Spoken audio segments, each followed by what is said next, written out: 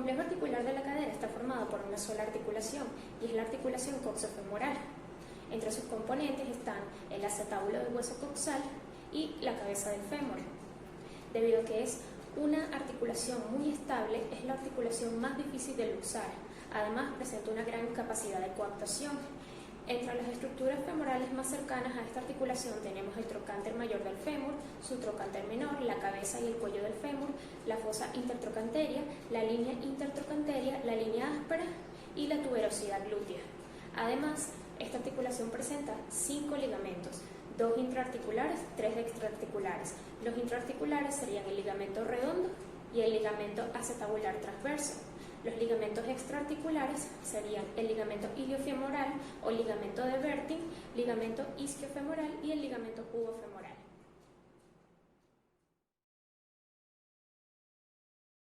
En vista lateral tenemos los isquiotibiales formados por el bíceps femoral, el semitendinoso, el músculo semimembranoso, tenemos la tuberosidad isquiática, tenemos también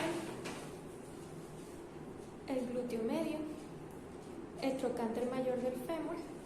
En vista anterior tenemos la arteria femoral, el músculo psoas mayor y en vista posterior tenemos la articulación sacroiliaca y la articulación sacrocoxígea.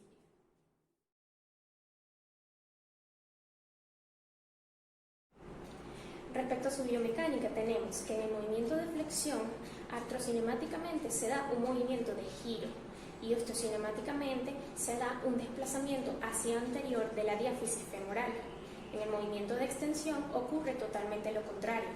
En el movimiento de abducción, artrocinemáticamente se da un movimiento accesorio inferior de la cabeza femoral y osteocinemáticamente se da un desplazamiento hacia lateral de la diáfisis femoral.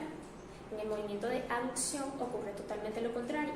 Respecto a la rotación externa, artrocinemáticamente se da un movimiento accesorio anterior de la cabeza femoral y osteocinemáticamente el hueso gira sobre su propio eje en dirección lateral. Ocurriría lo contrario en el movimiento de rotación interna.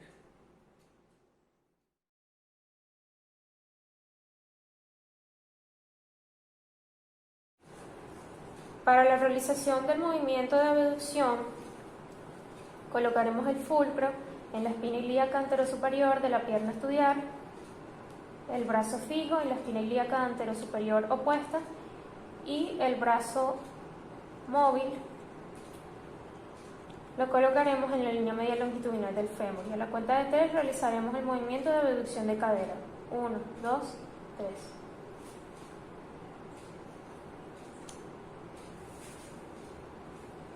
Para la realización del movimiento de abducción, la orientación del goniómetro será la misma y debe encajar entre los valores hasta 30 grados.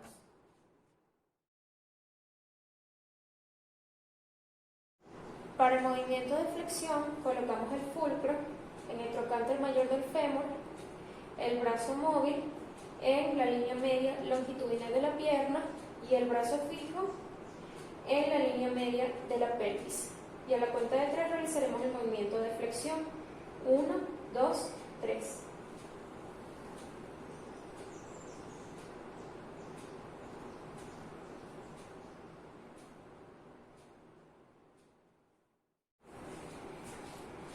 Para el movimiento de extensión colocamos al paciente en decúbito plano y la orientación del goniómetro es la misma que para el movimiento de flexión. A la cuenta de 3 realizaremos el movimiento de extensión. 1, 2, 3.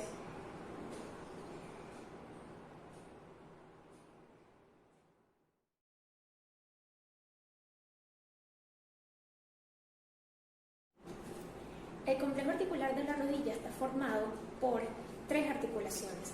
Las 2 femorotibiales, la lateral y la medial, formada a su vez por los cóndilos lateral y medial femorales y la tibia. Y por último tenemos la articulación femoropatelar o femororotuliana formada por las superficies articulares de los cóndilos femorales y la rótula. A su vez tenemos diferentes ligamentos, como el ligamento rotuliano, el ligamento popliteo oblicuo, el ligamento popliteo arqueado o arcuato, el ligamento lateral interno, el ligamento lateral externo, el ligamento transverso intermeniscal, el ligamento cruzado anterior y el ligamento cruzado posterior. Entre las superficies articulares tenemos el epicóndilo medial, el epicóndilo lateral, el cóndilo medial, el cóndilo lateral, la superficie rotuliana y la tróclea femoral.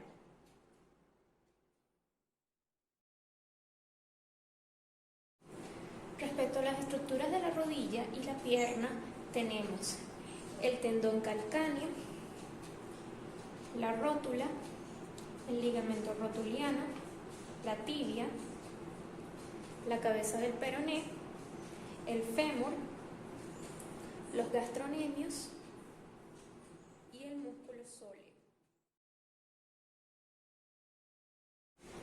Respecto a la biomecánica de la articulación femororotuliana, tenemos que en el movimiento de flexión, artrocinemáticamente se da un deslizamiento inferolateral de la patela o rótula sobre la tróclea femoral, y osteocinemáticamente ocurre exactamente lo mismo. En el movimiento de extensión, la biomecánica sería totalmente contraria.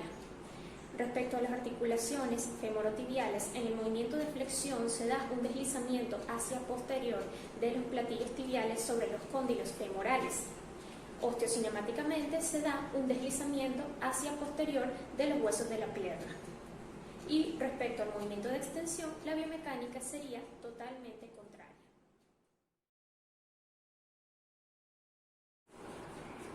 Para el movimiento de flexión colocamos el fulcro en el cóndilo femoral, el brazo fijo en la línea media del muslo y el brazo móvil en la línea media longitudinal de la pierna.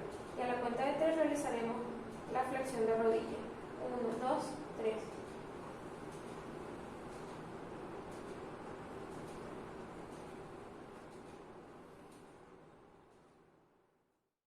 Para el movimiento de extensión, colocamos al paciente en decúbito prono, colocamos una almohadilla justo debajo de su rodilla, la orientación del goniómetro será la misma que para el movimiento de flexión y le diremos que realice una extensión pasiva.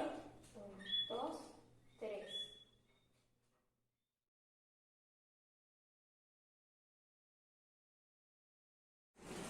El complejo articular del tobillo está formado por 3 articulaciones: la tibioperonea superior, formada por la cabeza del peroné y el cóndilo lateral de la tibia; la tibioperonea inferior, formada por los segmentos inferiores de la tibia y el peroné, unidos por un potente complejo ligamentoso formado por 3 ligamentos: el tibiofibular anterior, el tibiofibular posterior y el tibiofibular interóseo. Luego tenemos la articulación tibioperonea astragalina, que es la fusión entre la superficie superior del astrágalo, la tibia y el peroné, unidos por 2 ligamentos, el ligamento lateral interno y el ligamento lateral externo. Para las estructuras tenemos la arteria y nervio tibial posterior, la arteria dorsal y nervio peroneo profundo, el malleolo medial, el malleolo lateral, tenemos la articulación tibiotarsiana, la articulación tibioperonea y el astrágalo. Respecto a la biomecánica, para la articulación tibioperonea superior tenemos que en el movimiento de dorsiflexión se da un deslizamiento hacia superior y posterior del peroné sobre la tibia, y osteocinemáticamente se da un desplazamiento hacia posterior del peroné. En el movimiento de plantiflexión, la biomecánica es totalmente contraria. Para la articulación tibioperonea inferior, artrocinemáticamente en el movimiento de dorsiflexión se da un deslizamiento hacia posterior y una apertura del peroné sobre la tibia. Osteocinemáticamente se da un desplazamiento hacia posterior del peroné. En el movimiento de plantiflexión, la biomecánica es totalmente contraria. Y por último, para la articulación tibioperonea astragalina, en el movimiento de dorsiflexión, artrocinemáticamente se da un deslizamiento hacia posterior del astrágalo sobre la mortaja tibioperonea, y osteocinemáticamente se da un desplazamiento hacia posterior del pie. Y respecto al movimiento de plantiflexión, la biomecánica sería totalmente contraria.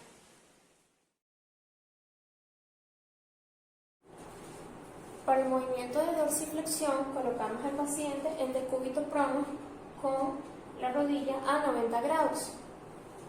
La orientación del goniómetro será la misma que en el movimiento de plantiflexión.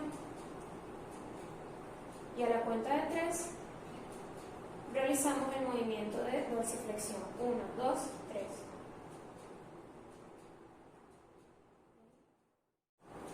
Para el movimiento de la plantiflexión, colocamos el fulcro del goniómetro en el malleolo externo, el brazo móvil en la línea media del quinto metatarsiano y el brazo fijo en la línea media de la pierna. A la cuenta de 3 realizaremos el movimiento de plantiflexión. 1, 2, 3.